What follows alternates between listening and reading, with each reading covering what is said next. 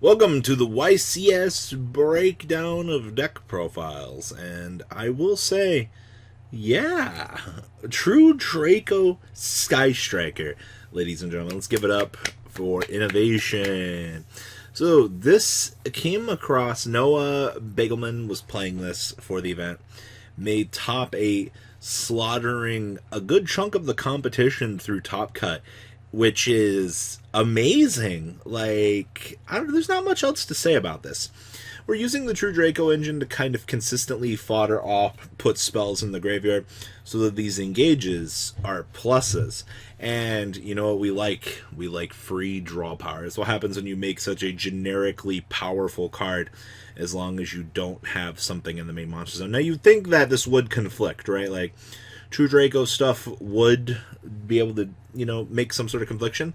It's not necessarily the case. We're putting monsters like this up for disruption through the opponent's turn, which might take this to a whole nother level of interesting. So, we play 1 copy of Dynamite, 2 copies of Ignis, no Majesty Maidens. That is your True Draco package. You're playing 3 monsters. They're all very searchable. You're going to have no issue seeing any of these for any chunk of the game that you're going to want them, as you just, don't get to your other searchers. Then we play triple copies of the Rock. I've been noticing more and more that players are playing this format, that the Rock is an incredibly powerful card. And it's kind of crazy that this card is doing as well as it actually is in today's format. We've seen these combo decks kind of back off a little bit this format, and while players actually just might not be exploring this card to its full potential, the fact that this card is able to just board wipe large matchups is good. And then we only play 2 copies of Ray. Once again, we have 6 field spells. Life isn't going to be terrible. It's not like you can't actually get to this card to go through your engine and do what your deck wants to do. Then we played the 1 copy of the spellbook, Magician of Prophecy. This is actually the thing that caught me as interesting. The fact that we've splashed in a spellbook engine to even further go beyond the standard draw routes that this deck can actually have.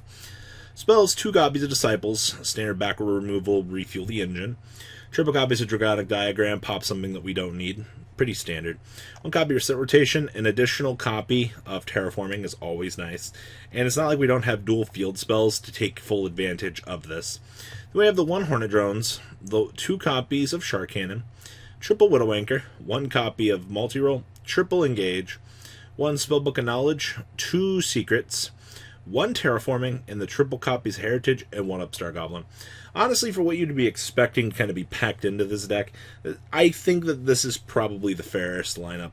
And then traps, we have triple Apocalypse, 1 True King's Return, wrapping up the main deck here.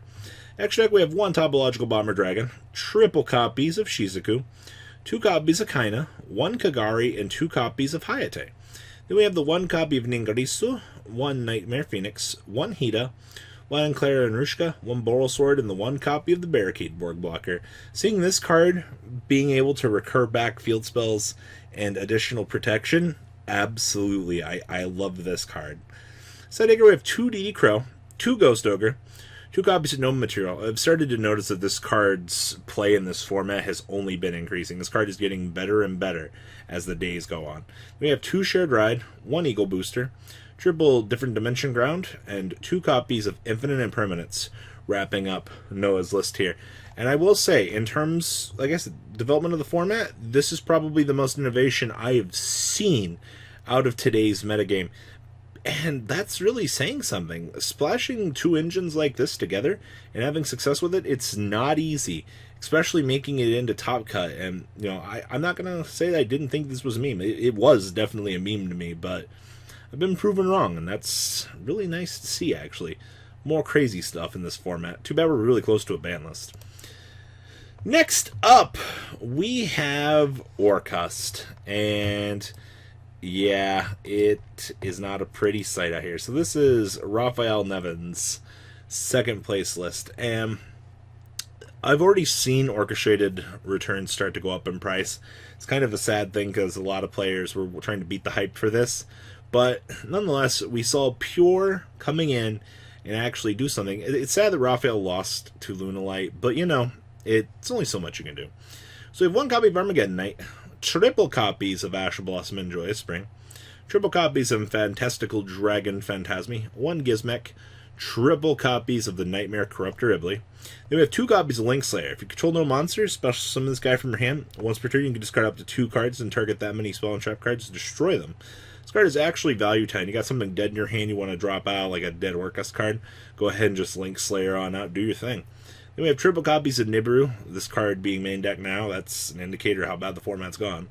1 Symbol Skeleton, triple copies of Harp Horror, 2 copies of Orcust Nightmare, and triple copies of Scrap Recycler, and the 1 copy of the World Wando. Spells, we have triple Cosmic, 1 copy of Foolish Bro, triple Instant Fusion, 1 Monster Reborn, 1 Babel, and 2 copies of Orchestrated Return. And traps, triple Imperm, 1 Crescendo. Wrapping up Raphael's main deck here. Pretty standard, honestly. I mean, more plays for this tech choice of Link Slayer looking good. Down here in the extra deck, we have 1 Topological Trisbania, 1 Topological Bomber Dragon, 1 Longrisu, 1 Nightmare Phoenix, 2 Nightmare Mermaid. Actually interesting to see 2 copies of Mermaid back at it now. Interesting. Alright. We have 1 copy of Cerberus, triple Galtea, 1 Boral Sword, 2 copies of Dingarisu, 1 Dazen Strict, and the 1 copy of the El Shadal Winda. Side deck here, triple Ansia, 2 DD Crow, 1 Chimera Tech Mega Fleet, triple copies of Called by the Grave, triple Mind Control, and triple copies of Twin Twister, wrapping up Raphael's entire deck here. Link Slayer actually kind of carried his back here. I'm also liking the tech choices of the extra Return and the extra Mermaid. I know in past formats we've heard discussions about players preferring 2 Mermaid right now.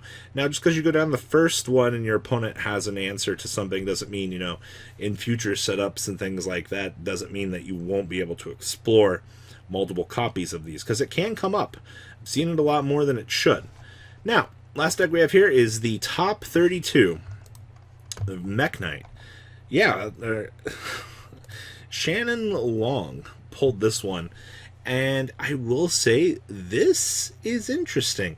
I didn't actually so like coming out, what was it, New York, we had this deck end up winning and getting first place at a regional with this in this format was very impressive in terms of numbers. We're sporting off interesting things. So if this card is someone draw 1 card, you can only use the effect of Ipria once per turn. Is this just additional fodder? And column abuse. So, Shannon's list here.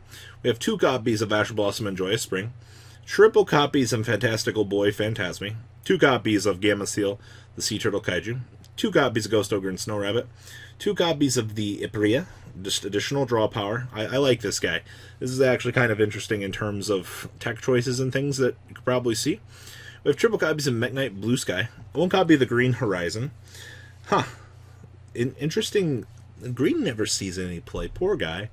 We have 2 copies of Indigo Eclipse, triple copies of Purple Dankfall, 1 copy of Red Moon, 1 copy of Yellow Star, 2 copies of Nibiru. Once again, Nibiru has found his way into everything this weekend. And we have 1 copy of the Mekk-Knight Avram. Spells, 2 copies of Galaxy Cyclone, immediate destruction and a recurable destruction, 2 copies of Instant Fusion, 1 copy of the World Legacy Key, 1 World Legacy Succession, triple copies of the World Legacy's Memory, and then traps, we have 2 Infinite Permanents, 2 Dynamiscus, and 2 copies of the World Legacy Secrets.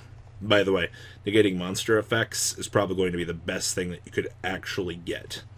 Down here in the next deck, we have 1 Almirage, 1 Spectrum Supreme, 2 copies of Morningstar, 1 Avermax, 1 Link Karibo, 1 Link Spider, 1 Phoenix, 1 Boral Sword, 1 Borreload, 1 Mr. Indestructible.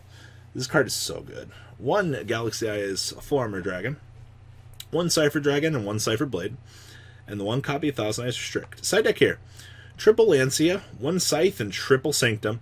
Once again, the Scythe package, back at it again. It seems like the more that the format develops, the more we head back to packages like this. 2 Gozen, okay. 1 Dynamiscus, triple Red Reboot, and 2 copies of Waking the Dragon. Interesting. Wrapping up this chunk of deck list. What do you guys think about Top Cut coming out of this weekend? Please leave a comment down below. Tell me what you guys think. To those of you that got the chance to play in the event, to those of you that did well this event, actually, kudos to everybody. It was very good to see some of these numbers and things like that out of the event. All right, guys, I'll catch you on the flip side. Peace. The ride never, well, truly ends. Thank you, patrons. Without you guys, I don't know what I'd be wearing in these videos. I might be a truffle shuffle incident all over again. Guys, please also check out Vanquil40 for some awesome Vanguard content. Some other interesting stuff you might find up here on the left or in the description as well. Thanks for watching.